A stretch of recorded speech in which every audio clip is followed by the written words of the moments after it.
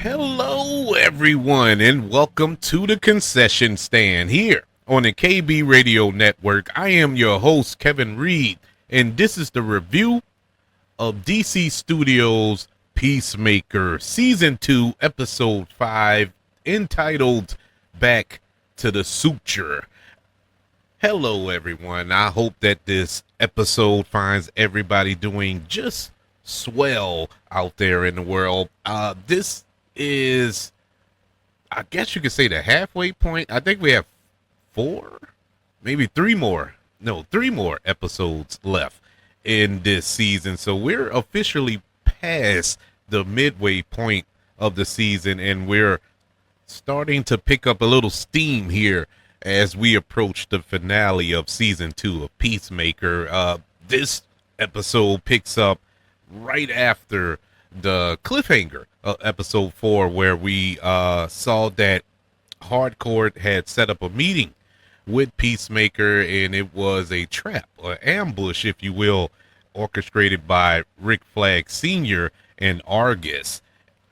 But before that, we got a flashback in the cold open of this episode where we went back to the funeral of Rick Flag Jr. And in case you don't know and been watching this show and been completely lost, not knowing what was going on, this goes back to the Suicide Squad when Peacemaker killed Rick Flag Jr.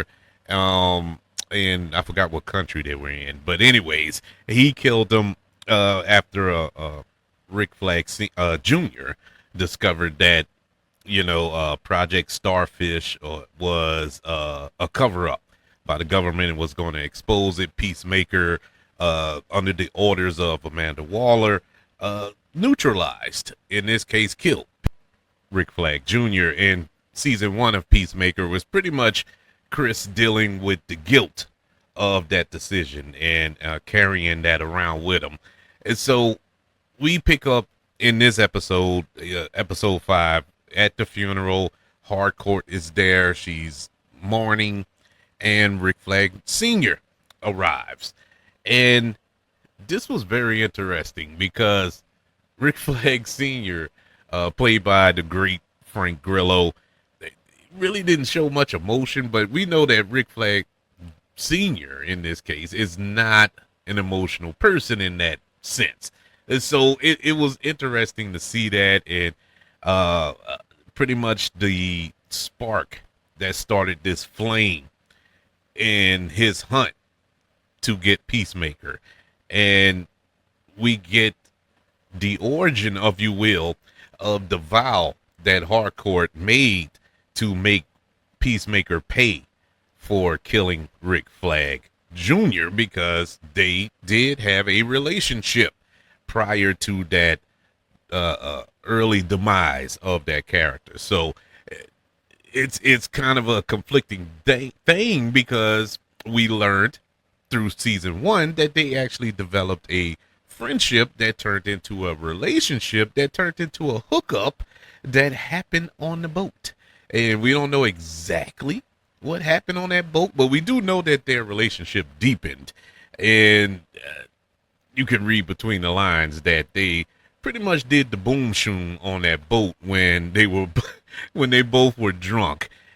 Whereas Peacemaker left that encounter having feelings, deep feelings for Harcourt, and Harcourt on her end having feelings, but due to her hard layer persona and the fact that she knows what Peacemaker has done in his past, really can't commit to Peacemaker, but at the same time can't let go of those feelings that she too has for him.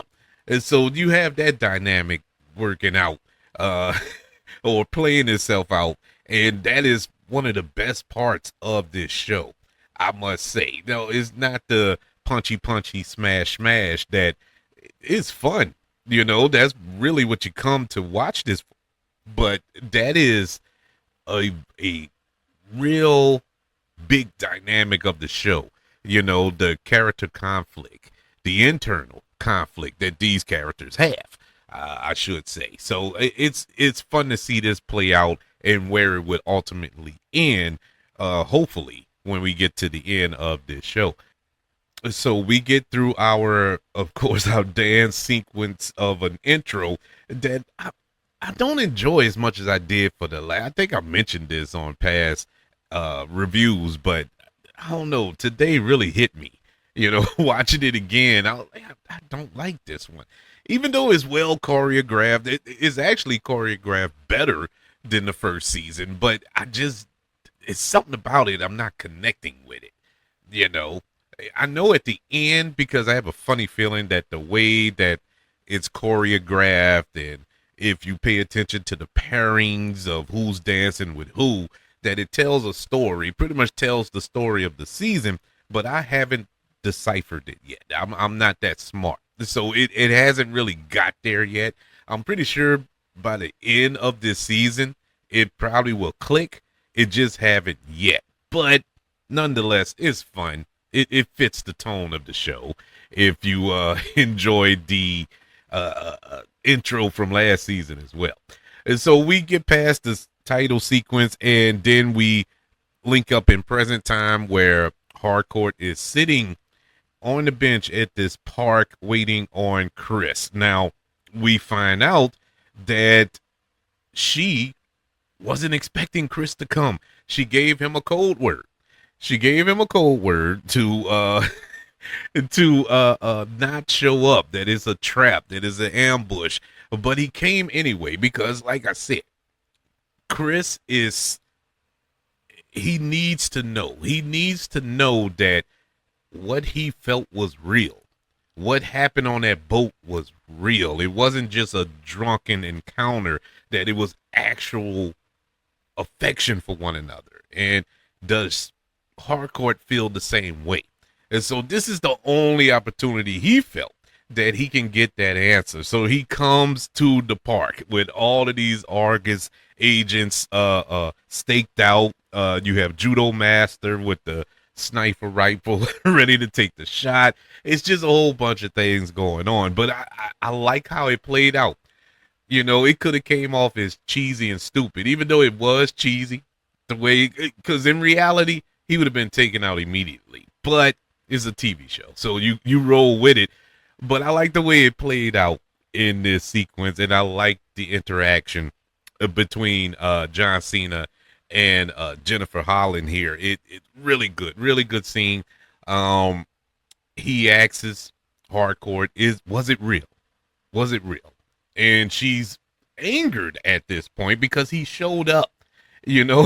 She told him not to come in their code, but he showed up anyway.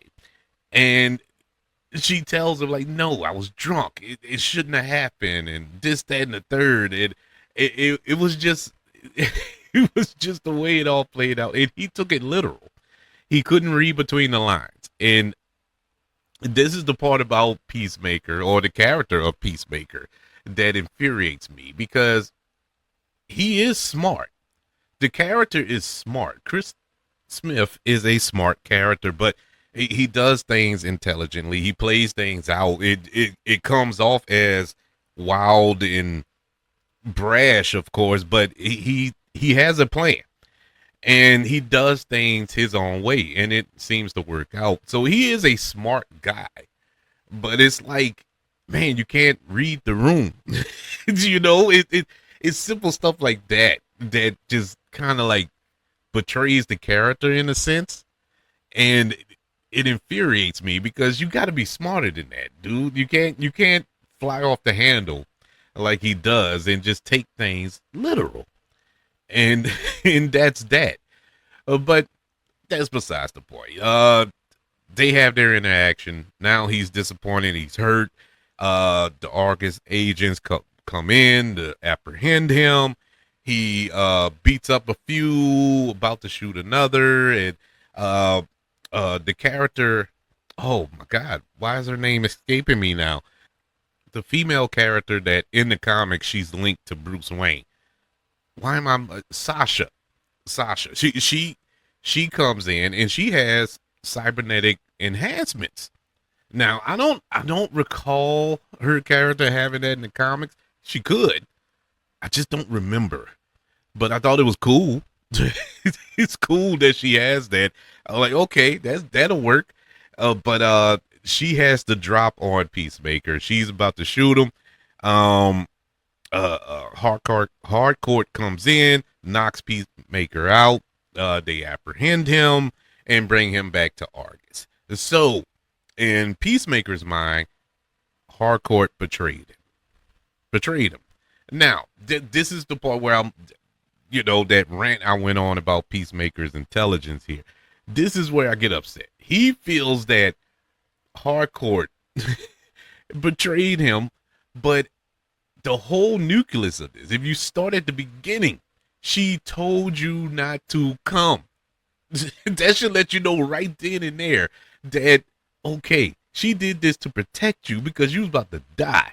And now he claims he had a way out. Later on, we find out later on in the episode, he told Daniel Brooks' character that he had a way out. He had it all worked out, and Harcourt came in and knocked him out and blah blah blah.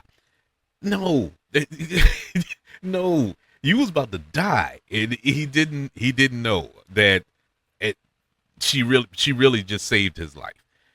And I'm like, I don't know. And he took that through the whole episode. We never got a resolution to that yet.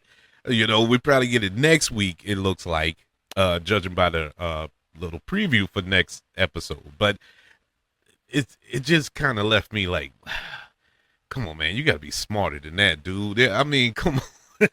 Use your head. Use your brain. And so we're back at Argus. Rick Flag Sr. tells everybody to leave the room, take the cuffs off, turn off the recording equipment, leave me and him in here. I'm gonna interrogate him. Well, the interrogation turns into a straight up beatdown, and I like the first few moments. I like the whole scene, but the first few moments where there was actual dialogue, when you had John Cena portraying his character of Peacemaker, apologizes some sorts to Rick Flag Sr. by telling him that I understand. I understand you're angry. I understand what you did. I mean, why you feel the way you do because of what I did. And I liked your son, I had respect for your son. And, I'm looking at this and I'm like, if I was Rick Flag Sr., I don't want to hear this. I don't want to hear that. I would have beat you half to death too. And that's exactly what Rick Flag Sr. did. Beat him half to death. Now, it would have been interesting to see what would took place if Peacemaker would have fought back. He allowed Rick Flag Sr. to beat him the way he did, because deep down he feels he deserves this. I killed your son. You're supposed to do this to me. And he didn't fight back. But it was all part of Rick Flag Sr.'s plan. And all the while you have Economos, he had booked Peacemaker into custody, so it went over the wire. That way the police would have to apprehend him and take him to jail. And so Argus let him go because they couldn't release him to the police in the condition that he was, all bloodied and cut up, from the beatdown that Rick Flag Sr. gave him. So it felt stupid at the time, and then Rick Flag Sr. said, well, this was part of my plan. All this is playing out the way I want it to play out. What I loved about all this, normally, whether it's movies or television shows, we get the reveal of a character's plan later on or at the end of the plan. This is the way I wanted it to go. I wanted to go like this. And it went like this, and you did exactly what I wanted and stuff like that. Here, it was real time reveals by Rick Flag, and he explained it to Sasha. Like, I wanted this to happen. I knew you was going to kill. I knew you had the fatal shot, but I knew Hardcourt was going to stop you. And that's what she did. I knew that Economos was going to book him. That's why we released him. All that worked out. Now he has Judo Master uh follow Peacemaker, because at the end of the day, yes, he wants Peacemaker. He wants to kill him for what he did, but he also wants that interdimensional door. And so he has all this laid out. And I sat there, I was like, oh, that's brilliant. That's funny. That's funny how that worked. And it's small, it's subtle, but it played big dividends for this season, at least the continuation of this season. And I don't know why. It just played out so well to me. Anyways, now we get to a part of the episode that I'm glad this is over. And I hate to say this because I love Michael Rucker, but I hate this is over. This was I don't understand why this character was in the show. I don't understand why we had this here, because it was pointless. It went nowhere. It did nothing. It did absolutely nothing. Michael Rooker as this eagle hunter, and we get to this part where he finds the eagle. He finds the eagle-y, hunts him down. Eagle-y fights back. He calls on the other eagles because he is the alpha eagle, and they all attack Michael Rooker's character and kills him. And that was that. And I'm like, what was the point of this character? This was such a monumental waste of time. It made no sense to me. I don't know, man. Maybe in these next 3 episodes coming up, we'll get something to spawn out from that, but I don't see how, because he's dead.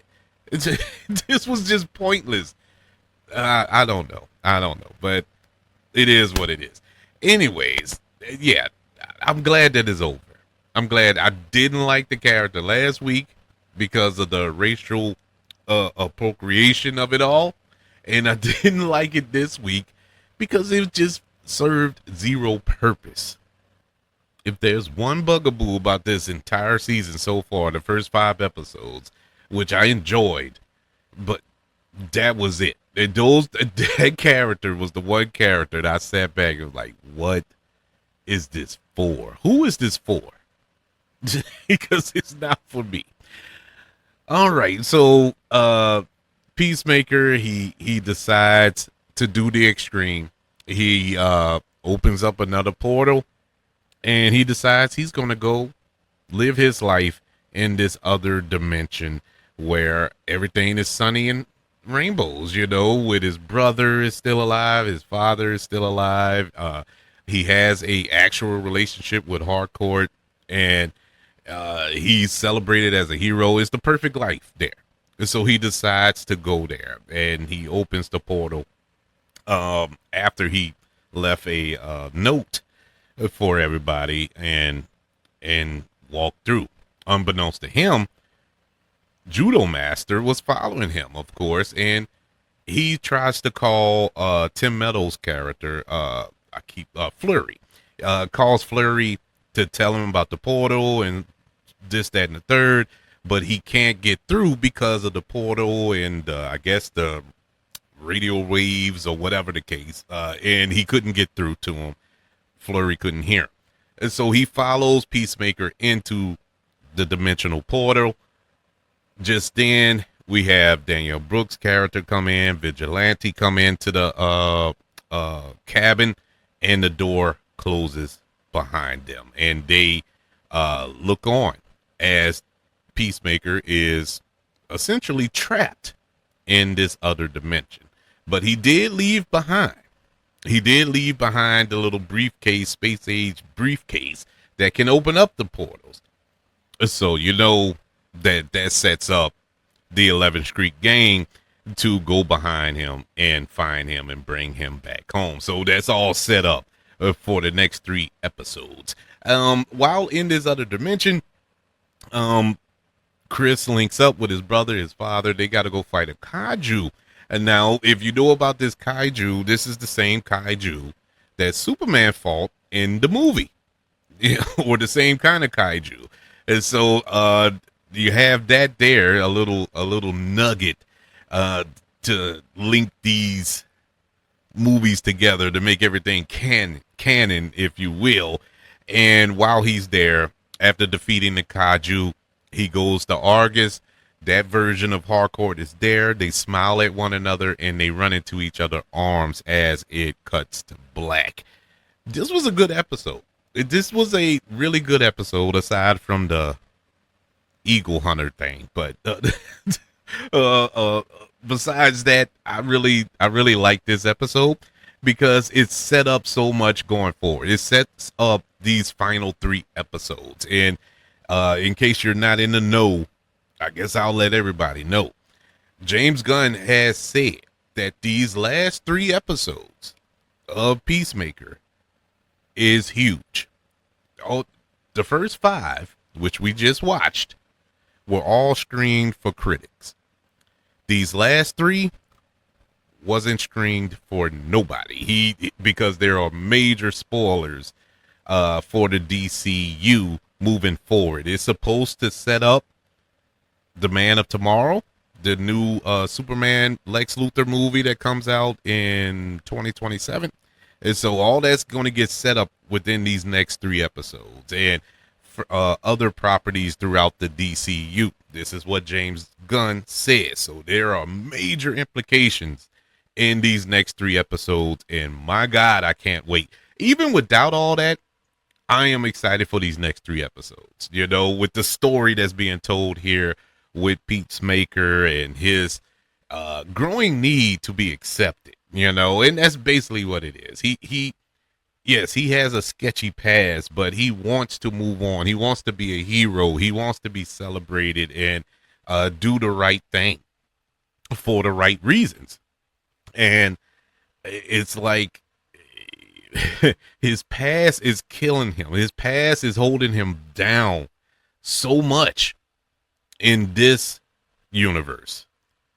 And his only vindication is to go to another one. And you know, is trying to find that balance here in this universe, but it's so much, you know, stacked up against him here. So how are we going to come to a resolution with that? How are we going to come to a resolution with his relationship with Harcourt? Will she finally bend the knee, if you will, and go ahead and confess her feelings and succumb to her feelings that she has for Chris? And they can actually be a real couple. And can Rick Flag Sr. Forgive Peacemaker, you know, and allow him to be the hero that he is trying to be, the better man that he's trying to be. It's a lot. It's a lot there. There's a lot there to play with within these next 3 episodes, and not to mention, will there be some repercussions for our Peacemaker killing the Peacemaker from the dimension that he's in? You know, what's going to happen there? Either way, whether he stays in that dimension, there's a problem. If he comes back to ours, it's a problem. You know? So he is literally between a rock and a hard place, man. I feel bad for old John Cena here in this show. This is some good stuff, man. There's a lot of questions to be answered. Oh, and one of the biggest questions to be answered, I think, and I think we're going to get it answered real soon. There's a growing conspiracy theory, or a rumor, or a well, I'll just stick with that, about that dimension. If you notice, it is the most whitest dimension known to. It is Snow White in that dimension. It just feels funny. Something isn't right. They have murals of Peacemaker and the White Dragon and his brother. You know, it just feels off. You don't see any black people, no brown people, no nothing, no diversity at all in that dimension. And a lot of theories are that dimension is a white only world of Nazis. And so it's like, okay, if it's that, then it'll make that decision a tad bit easier to switch back over to ours. But we're gonna find out next episode real quick because Danielle Brooks' character, when they go to find Chris and bring him back, she's going to, and so that's gonna put a monkey wrench in in that dimension. It's gonna be very interesting to see how this plays out. So like I said, there's a lot of questions going in to these final 3 episodes that I can't wait to see get answered. But I'm enjoying this. If you can't tell, this is a fun show, really good. I believe the next episode is directed by James Gunn as well as written. He wrote all the episodes, but he directed episode 6. So this should be really fun. Actually, I think he directed 6 and 8. So he directed 2 of the last 3. So we're in for a show. But I would like to know, what did you think of episode 5 of Peacemaker? Did you enjoy it? Are you invested in this show? Are you excited for the next 3 episodes that's supposed to set up this larger DCU moving forward? Let me know by email. Email the show, kbradiopodcast@gmail.com. You can also search for this show on all social media platforms. Just search for the KB Radio Network. Also, don't forget about the 5 stars, the reviews, and sharing this show if you're listening on Apple Podcasts, Spotify, iHeartRadio, wherever you are currently listening to the concession stand here on the KB Radio Network. Everybody, thank you for joining me for this review of Peacemaker Season 2, Episode 5, Back to the Suture. Want you all to know that I love you, continue to love everyone, and until we speak again, you all be blessed.